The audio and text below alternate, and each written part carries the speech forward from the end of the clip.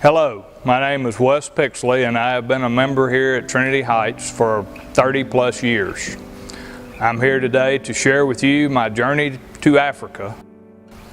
5 years ago I was asked by a couple of people, Wes, will you consider going to Africa with us? And my response was, not no, but heck no, I'm not leaving the good old US of A.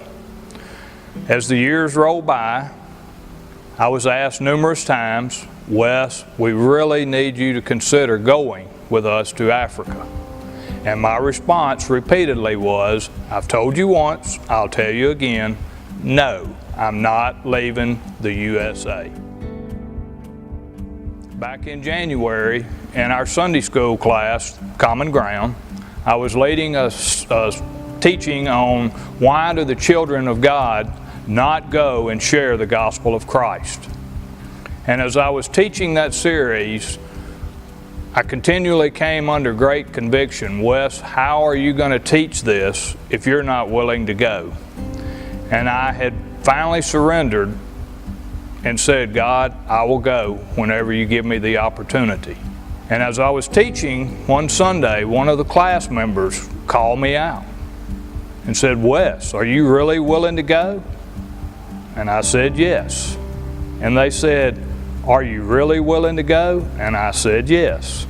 Little did I know, I had been set up to walk into a great big trap.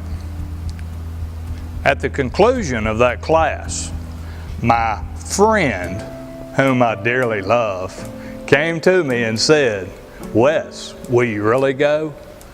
And I said, yes. And the response I got shook me to my core. Great, I have an opportunity for you.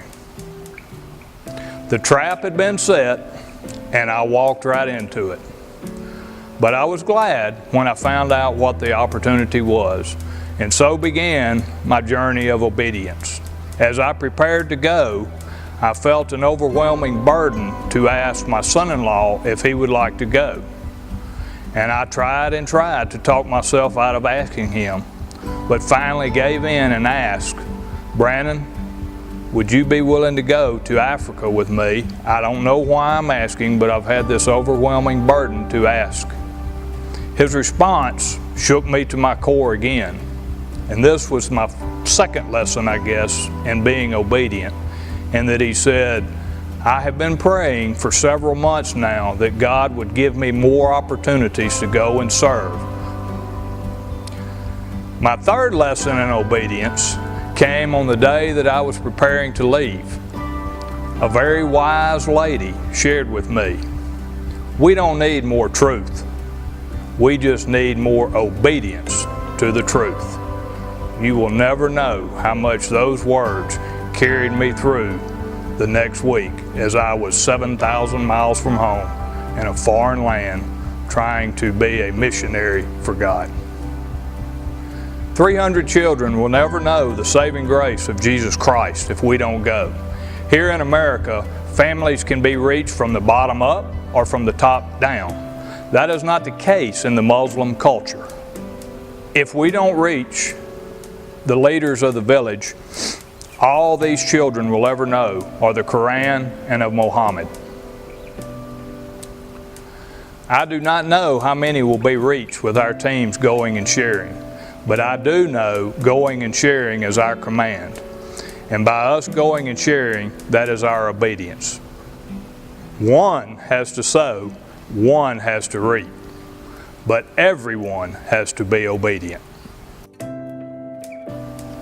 I have been asked by many, why do we have to go halfway around the world to share the gospel? Something the Lord revealed to me this week is, the question should be, why are we not doing everything possible to share the gospel, wherever, whenever? The Bevels are doing an amazing work in Senegal. As I traveled around with them and watched their interaction with the people and the relationships they have built, I am so grateful and so thankful for their obedience to God's will in their lives. I urge you, if you cannot go, please to continue to support them through your prayers and through funding, as they have many specific needs. I am grateful to my Trinity Heights family for their commitment to missionary work. I would like to encourage everyone to prayerfully consider redoubling our efforts in supporting the Bethels and the other mission projects that our church participates in. I want to thank everyone in my Trinity Heights family for praying for myself and for our team as we were away in Africa. And I want to assure you that each and every one of those prayers were deeply felt and deeply needed in times of being overwhelmed. Thank you from the bottom of my heart.